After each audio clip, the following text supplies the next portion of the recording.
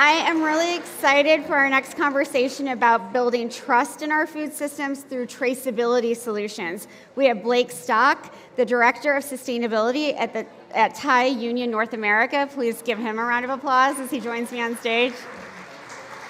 Hey, nice to see you. And my good friend Jayson Berryhill, the CEO of Wholechain. Give him a big round of applause.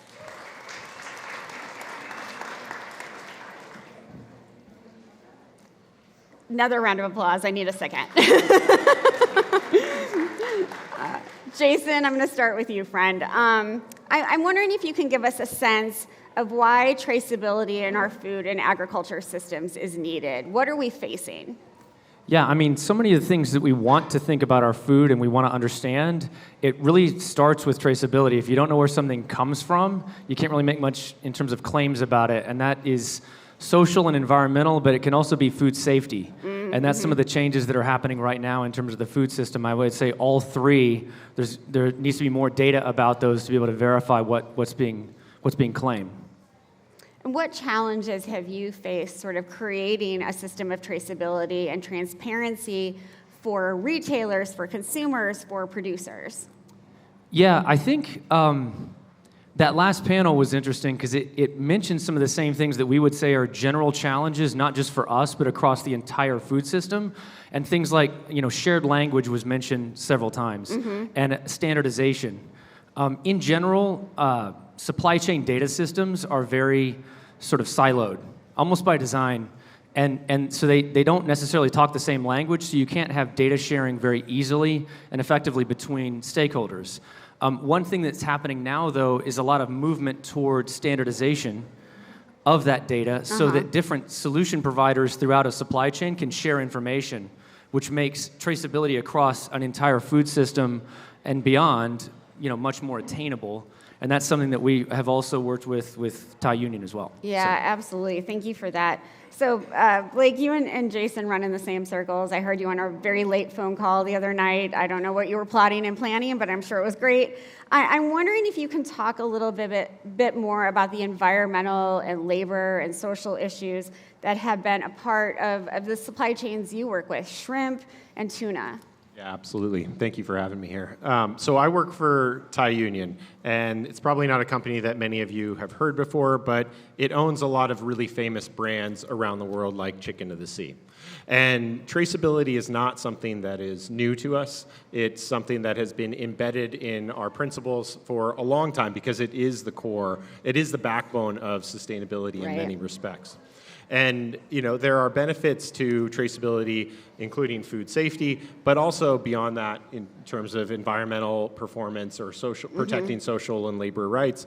But it also is a reflection of our commitment to transparency as an organization because it's something that, again, highlights where the product's coming from, how it's been produced, and that in effect, builds trust with consumers. When we're able to really identify the story behind the product and the ways in which it was produced, it really elevates the commitments that we make around sustainability and how we enact them and enforce them. Right. And this is for you both. When you're talking about eaters and building that trust, what sorts of things are you hearing from consumers? What are they most interested in? Because I feel like, at least from my perspective, consumers' sort of needs are changing.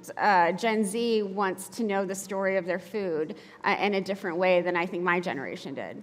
Yeah, I think, when we look at what consumers are most interested in, we tend to find that supporting local farmers is high up there, ensuring that there's really positive nutrition in the products, and then climate change. Yeah. Climate change is something that we take very seriously as an organization. We're the first company of our size in the seafood industry to have set science-based targets to reduce our climate change, or our carbon emissions.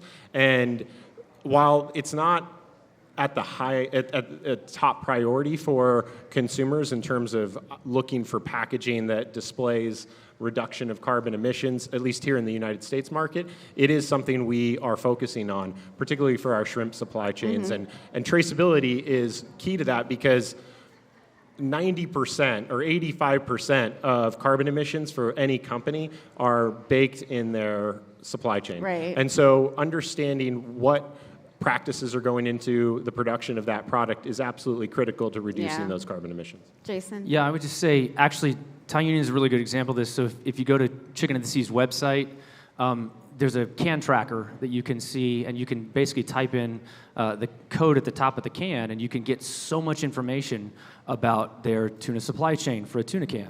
You'd be shocked. I mean, you should go there. And with that level of transparency, what we're finding in terms of consumers, it's not like they scan that every time they buy, right? They're not making that kind of decision. What they're really doing is making a brand choice based upon the trust and based on the transparency of the brand. So they're deciding, okay, this brand I trust because they're being transparent. I've used this before. It's sometimes a bad analogy, but it's kind of like a politician releasing their tax returns. It's kind of like, well, because they're being transparent, therefore I do this. That's how they're making a vote at a brand level because so. So Yeah, and then those eaters, those consumers follow that brand. They become very loyal, and I think that's a huge part of this. You want the sustainability, but you also want the economic profit that will come from that with consumers staying with you. Yeah. Blake, you have this thing that I think a lot of consumers will not understand, and that's decarbonized shrimp. What is that? Great question. Well, like any food production system, there are environmental impacts, regardless of what that food production system is. And shrimp is no different. There are environmental impacts associated with shrimp, and there are carbon emissions associated with shrimp. So what we've done in partnership with others, we've looked at what those impacts are, what are the points in the production process that lead to the highest emissions, and we found that it's feed, it's what's going into to feed the shrimp, and then it's the on-farm operations. And so what we've done is we've changed the ingredients in the feed to try to make them more responsible, lowering the footprint, the carbon footprint, and then change the operations of the farm itself by switching to renewable energy or creating energy efficiency scenarios and using technology to support that. And as a result, we've been able to significantly reduce the carbon emissions associated with the shrimp. Go ahead. Just to tie that back, though, to traceability, it's because of traceability that's relevant. Without traceability, we're talking about commodities at the end of the day. And so if you don't know where it's coming from, if you're making these investments on farm, or if you're tracking what farms are doing in terms of their activities, but you can't say that that's the exact raw material that's coming into your supply chain, you can't really make those investments. But because of traceability, it makes those investments incredibly relevant, and this is a good example of that. So. And it's not just about commodities like seafood. You're working on a whole bunch of other different commodities and creating that transparency. Can you talk about what's happening in beef and leather? Yeah, I mean, that's a really good example, and what one of the bigger drivers there is the EU deforestation regulation, and it's another great example of where traceability can actually make an impact, because if you can imagine, certain areas, there's 80,000 cattle farmers in Mato Grosso state in Brazil, where a lot of the deforestation happens. With a commodity, if you don't have traceability and you can't say that these are the compliant farms, brands have to kind of avoid those areas, which makes the problem much worse, because what it really does is it leaves the issue of deforestation to the lowest bidders. Basically, the people who are left who don't really care in terms of the buyers. But if those buyers know that, okay, we can monitor these farms, we can trust that the material coming into our supply chains comes from these farms, that changes the entire game, because now they can invest in those same areas that would otherwise kind of be red listed to them and would make the problem significantly worse. Sure. I think as evidence of that too, if you look at, there's more like stories today about deforestation than there ever have been before. And deforestation as a problem is worse than it ever has been before. Those are connected.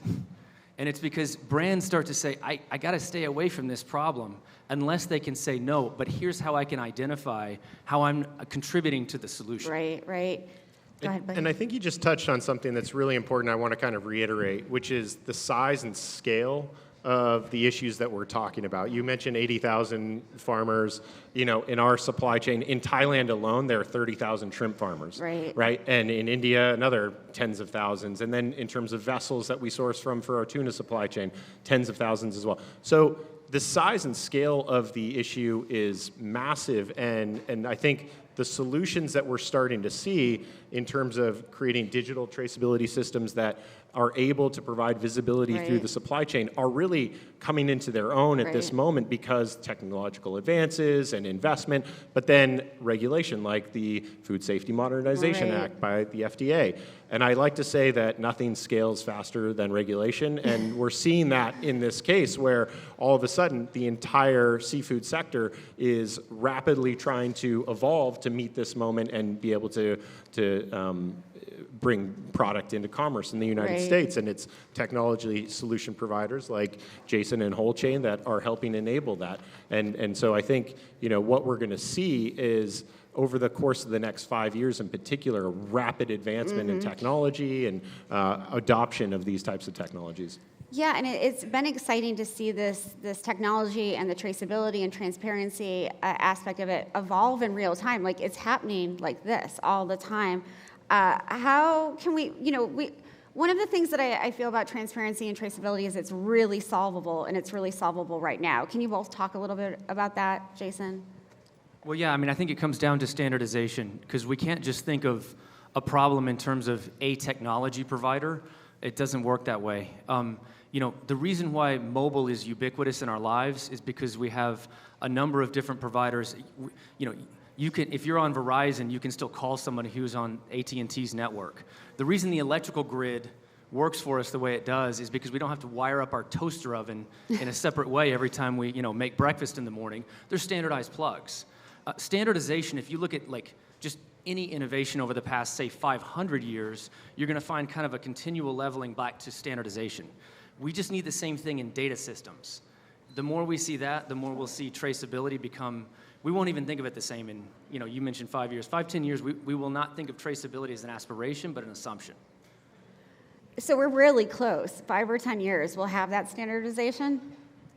I don't know that I could have predicted when we're going to hold you to this that. Or that. Yeah, exactly. But I think this is an inevitable one way or the other. It's a matter of willpower, and this is inevitable. We can't use our commodities the way we're using them now without being able to track and trace where they're coming from. Yeah, and I just say that while it is absolutely solvable, it's going to take full commitment from organizations, from government, from actors to be able to do that. Because we were having a conversation right before this, and quite honestly, I didn't understand half of what you were saying, right? So it's really complex, I guess, is the point I'm trying to make. Right. And that complexity requires expertise and investment and time and support. Right, and if it's complex for the both of you, it's complex for fishers and farmers and ranchers and all of us as eaters. So how do we break that down? How do we build that trust that's needed, especially in all of us who are, eating every day? It's complex, but there's shared values that we all pretty much have. Right now, I think the average time for an FDA recall, it's about 35 days.